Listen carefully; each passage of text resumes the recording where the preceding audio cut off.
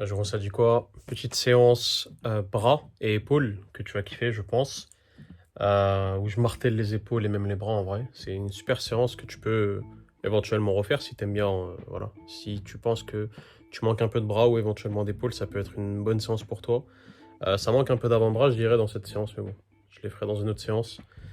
Et puis voilà. La vidéo elle date de quelques jours quand même, mais c'est que maintenant que je fais le montage parce que j'ai eu un peu de retard là-dessus. Donc j'espère que tu vas aimer. Et de toute façon, on se retrouve après pour le récap. Bon, poto, on est parti pour la séance. On commence avec du développé militaire, comme d'hab dans les séances épaules et bras. Enfin, ce que je fais souvent en tout cas. Je t'ai pas montré l'échauffement, j'ai fait barre à vide, puis à 40 kilos, là il y a 60. J'ai fait quelques reps à 60, je crois 3 reps, un truc comme ça, ouais, 3 reps. Et voilà le poteau qui arrive. Donc là, c'était le début de séance, il avait eu un peu de retard, je crois. Bref, ce que je voulais faire, c'est tester un max au OHP. OHP, c'est Overhead Press, donc c'est voilà, développé militaire, si jamais tu savais pas. Et franchement, c'était pas facile. Là, il y a 80 kilos. Normalement, ça, c'est mon max que j'ai jamais pu dépasser. Et là, en vrai, j'ai fait 80 kilos, je vois, ça passe pas trop mal. Je me dis, mais en vrai, pourquoi pas, tu vois? Franchement, ça peut être une bonne idée, hein. Bon, est-ce que j'ai l'air content de ma rep? Pas spécialement. Mais bon, ça, c'est un problème avec la muscu, malheureusement. On n'est jamais content, hein, qu'est-ce que tu veux. Bref, là, je tente 85. Franchement, c'est compliqué, c'est compliqué. Et je te jure, bah, ça passe pas. Franchement, j'ai trop la haine. J'avais tenté et tout, hein. J'ai forcé. Ah, voilà, je t'ai pas mis le son, mais je t'assure que je faisais. Voilà, je suis déçu, mais bon. Bref, qu'est-ce que tu veux que j'y fasse, hein? Laisse tomber. Franchement, j'ai la haine. Bref. Ce que j'ai fait après ça, c'est que j'ai mis 60 kilos et je faisais mes séries. Mon but, c'était de faire entre 6 et 10 reps. Donc, voilà. Des séries qui sont poussées proches de l'échec, ce que je te conseille de faire d'ailleurs.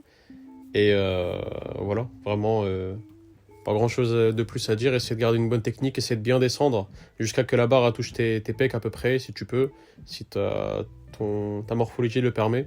Et voilà quoi, essayer d'aller chercher les reps, même quand c'est difficile. Genre vraiment, voilà quoi, essayer d'aller les chercher jusqu'à que ta rep elle soit un peu lente. Comme ça, même là, peut-être que j'aurais pu chercher un peu plus, mais c'est déjà très bien. Et ouais, moi, je sais pas pourquoi j'ai commencé à faire un tour. J'ai fait un tour sur moi-même.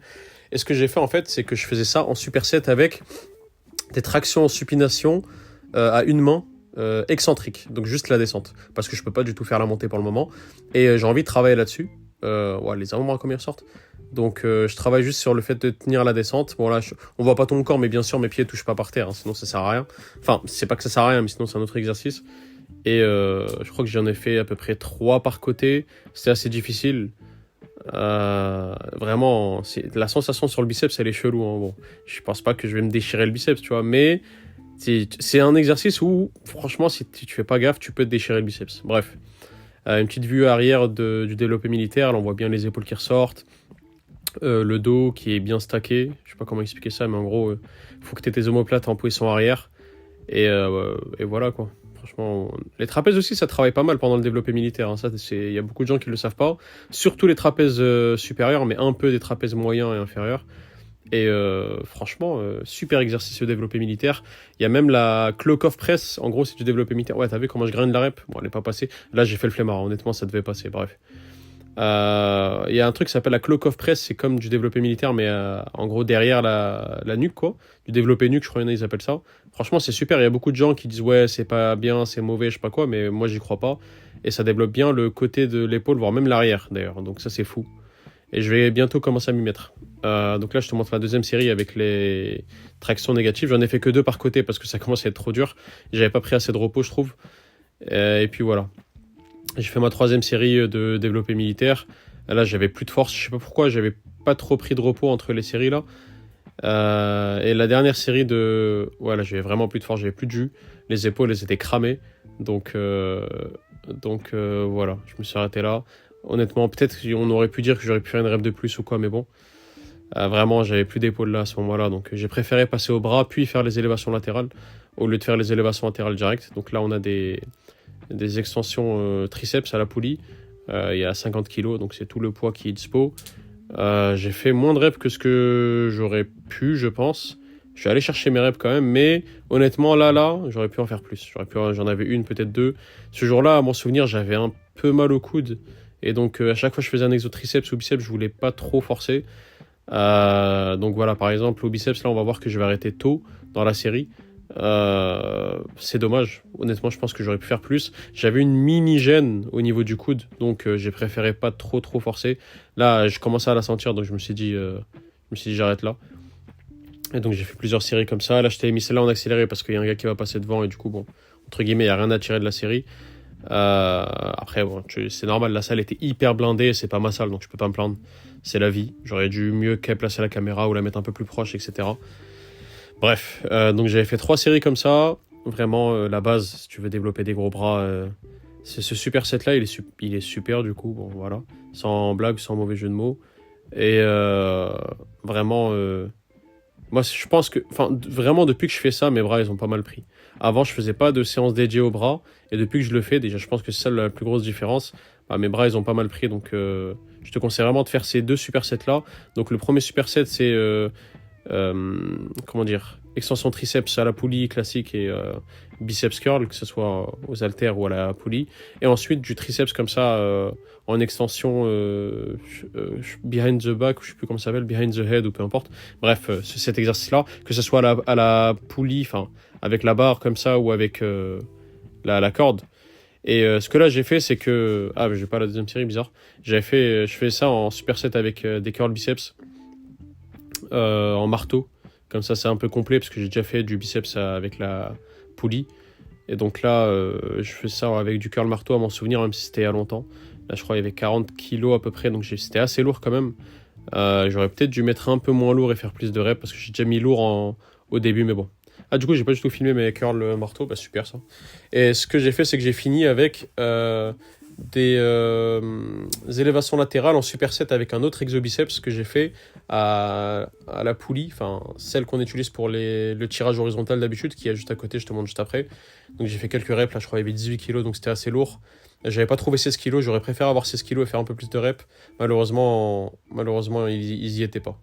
Bref, et du coup j'ai fait ça en superset avec cet exercice-là, je le fais pas souvent, mais franchement il est pas mal. Ouais, le bras, comment il ressort? What the fuck? Ouais, j'ai pris quand même, hein.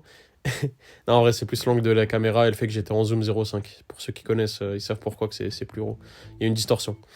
Donc j'ai fait cet exercice-là. Ça ressemble un peu à un exercice que pourrait faire un... Comment ça s'appelle là? Les gens qui font du arm wrestling. Comment on appelle ça? Merde.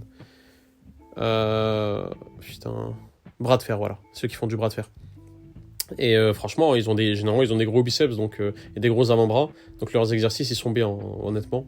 Donc pourquoi pas apprendre un peu de leurs exercices. Tout comme moi, j'aime bien faire du poids du corps. J'aime bien faire de la muscu classique, style un peu bodybuilding. J'aime bien faire des bails un peu powerlifting, genre faire du squat en lourd, soulever de terre, etc. Même mon développé couché, souvent, je le fais en lourd. Et pourquoi pas prendre aussi des trucs du bras de fer, quoi. Vraiment, c'est toute une discipline où ils ont des gros bras, des gros avant-bras. Ils sont super forts sur cette position-là. Et du coup, bah, je l'ai travaillé un peu avec cet exercice-là. Je crois que je t'avais filmé qu'une seule série là-dessus parce que, bon, en vrai, il est un peu chiant, il n'y a pas grand-chose. Mais voilà, du coup, je fais ça en superset avec le développé, comment on appelle ça? Pas le développé, les élévations latérales. Honnêtement, là, j'en pouvais plus, j'avais plus d'épaule. Et encore une fois, j'avais 18 kilos alors que j'aurais préféré avoir 16 voire 14 kilos, mais il n'y en avait pas. La salle était trop remplie. Et puis voilà, ça conclut la séance. J'ai fait un petit posing à la fin, comme d'hab, tu connais. Enfin, comme d'hab, quand je peux me le permettre. Là, il y avait du monde à la salle, mais bizarrement, dans les vestiaires, bon, il y avait 2-3 personnes quand même. Peut-être 4-5, peut-être 6-7. Mais c'était pas blindé, tu vois. Donc, comment dire, j'ai vu une opportunité d'une minute pour poser. C'est ce que je fais. Donc, voilà. Là, on voit les épaules qui ressortent bien avec les pecs, même si je les ai pas travaillés, honnêtement. Ça ressort bien. Le triceps, excellent. Franchement, rien à dire. Triceps et biceps courts, mais ça ressort pas mal. Le dos aussi, que je n'ai pas travaillé, mais tu connais, point fort avec les grands ronds, tout ça là. Donc là, je me suis mis plus au travail du grand dorsal, comme me l'a conseillé un cher abonné. Et franchement, voilà, un mec qui me demandait s'il pouvait passer, bien sûr, tu peux passer. Et puis voilà, franchement, assez content du look, tu connais, mais encore trop gras. Je le dis à chaque fois, mais c'est quelque chose avec lequel je suis pas content et je suis en train de changer ça. D'ailleurs, bah, je t'en parle juste après dans le récap, mais demain je commence à compter mes calories. On va faire un vrai changement, on va enfin atteindre une shape de fou. C'est pas que compter les calories c'est magique, mais en fait ça te permet de faire les choses bien. Je t'explique ça juste après. Je te laisse apprécier le physique entre temps, même si voilà, tu peux pas travailler le dos, franchement, les trapèzes. Tout ce qui est milieu du dos, il est super. Maintenant, je manque un peu, je pense, de grand dorsal. C'est quelque chose sur laquelle je suis en train de travailler.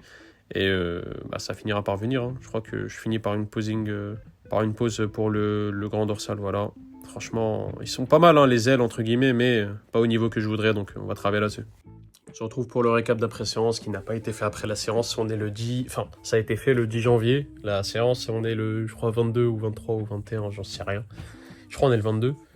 Laisse tomber, j'ai eu un peu de retard là-dessus. Comme tu peux le voir, j'ai encore du sommeil rattrapé, là, je suis en train d'améliorer ça petit à petit. Là, je dors à peu près 8 heures par nuit, donc c'est pas trop mal. Et j'ai repris la salle tous les jours, là, j'ai fait un leg day. Ce matin, j'ai fait un upper. Tout ça, ça viendra dans les 2-3 prochains jours. Parce que pendant un certain temps, là, du 10 au 20 février, au 20 janvier, pardon, j'ai pas trop filmé de séance. Donc, ou même pas trop. Enfin, ou même pas du tout, parce que je suis pas trop allé à la salle. J'avais pris un peu un deload, etc. Mais bref, ça, c'est toute une histoire.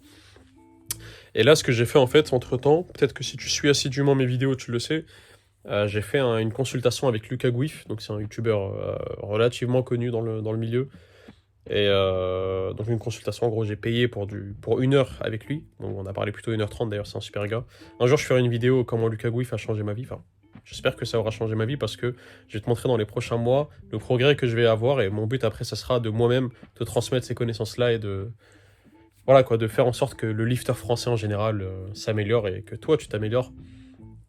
Et en fait, bah, il n'y a rien de fou, rien de magique, hein. C'est pas parce que je lui ai parlé 1 heure que tout va changer, mais quelque part si. Quelque part, le physique va énormément changer.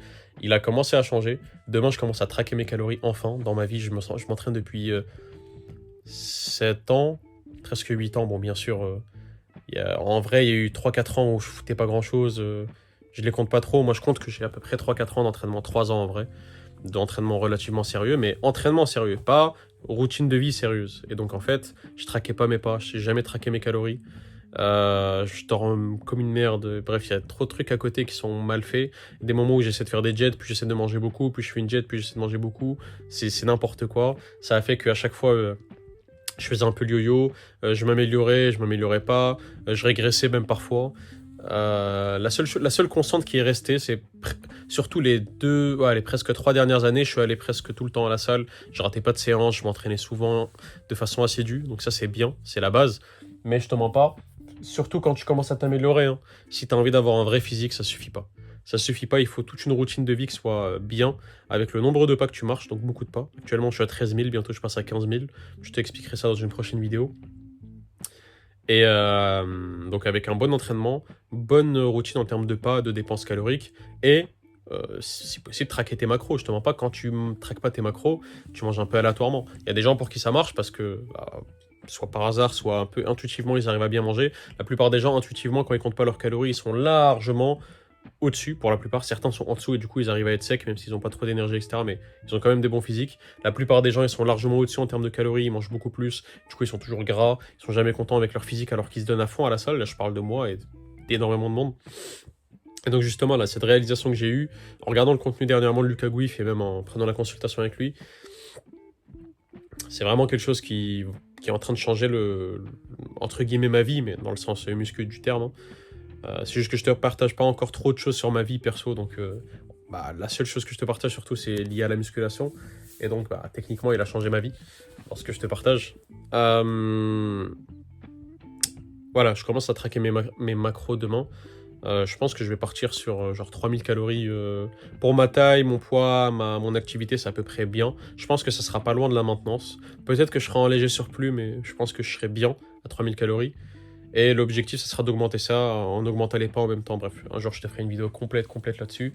Là, j'ai jamais vraiment traqué mes macros, à part à l'époque quand j'étais full skinny fat. Je venais de commencer la muscu, je comprenais rien. Je faisais du street workout d'ailleurs au début. La belle époque. Et en gros, depuis, j'ai pas. Enfin, à un moment, j'avais traqué les calories pendant 1 semaine, 2 semaines. Après, c'était compliqué. En plus, je cassais la tête à ma mère parce que je mangeais pas exactement ce qu'elle faisait. Bref, c'est une longue histoire. Et en plus, je devais faire à manger à côté. Enfin, c'est tombé, c'était toute une galère. Là, ça sera encore le cas parce que je vais pas manger ce que ma mère fait, parce que je peux pas connaître les calories dedans. Et j'ai pas envie de. Enfin, moi, je suis passionné un peu par la muscu, etc. C'est pas le cas pour ma mère. Et j'ai pas envie de lui imposer le fait de compter mes calories pour moi ou je ne sais quoi. Elle va pas peser chaque chose qu'elle fait. Ça fait, je sais pas combien d'années. Déjà, j'ai la chance d'avoir une mère qui est à la maison. Et j'ai pu manger sa nourriture pendant 23 ans maintenant. Presque tout le temps, parce qu'il y a des moments où j'ai vécu tout seul. Mais voilà, honnêtement, Ça va être un changement. Moi, j'ai reçu l'appel d'un pote, on va aller marcher. Là, j'ai 10 000 pas aujourd'hui, je dois en faire 13 000. Donc, j'ai proposé à un pote d'aller marcher. D'ailleurs, ça peut être un truc cool si t'as envie de faire tes pas.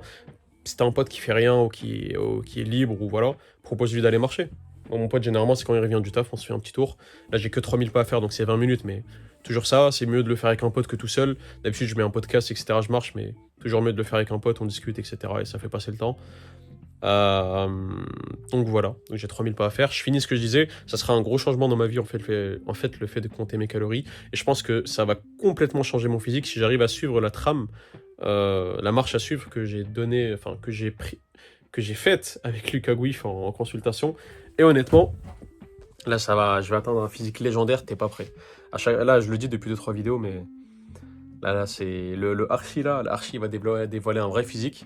Donc là pour le moment il y a la masse, tu vois, mais il n'y a pas la sèche. Quand il y aura la sèche, et c'est pas en faisant une sèche que je vais être sec, enfin ça c'est une autre histoire encore, je t'expliquerai plus tard, mais je vais réussir à sécher en mangeant plus de calories que maintenant. Ça je sais que c'est pas logique pour la plupart des gens, mais t'inquiète pas. Je t'expliquerai la marche à suivre. En tout cas, là, les prochains mois, la muscu elle va pas trop changer honnêtement, je vais garder à peu près le même volume, etc. Quoique ça va peut-être augmenter un peu vu que je vais beaucoup augmenter mes calories et mes carbs, mes glucides. Donc on verra. Mais ouais, franchement là je suis hype. Je suis hype de fou. J'ai envie d'être en juin, juillet parce que c'est à peu près à ce moment-là où j'aurai mon meilleur physique jamais atteint normalement. J'ai envie de me téléporter en juin, mais on peut pas malheureusement. il, faut, il faut enjoy le process, faire les efforts entre temps et ça viendra. En tout cas, je te laisse avec ça. Prends soin de toi. Là, je dois rejoindre mon pote en bas de chez lui parce qu'elle habite à 2 minutes de chez moi, ce qui est une chance d'ailleurs. On va discuter, on va marcher un peu. Je finis mes pops de la journée. Et puis voilà. Je te dis à demain, sûrement. Je sais pas si demain je te ferai un training ou si je te ferai un truc un peu plus dev perso où je raconte ma vie un peu et j'essaie de te donner de la valeur sans la musculation. On verra. Prends soin de toi. Si c'est pas le cas, abonne-toi, like, partage à un pote qui a envie voilà, d'avoir des gros bras et des grosses épaules et ramène-le voilà, dans le groupe. Hein. Je te dis, prends soin de toi.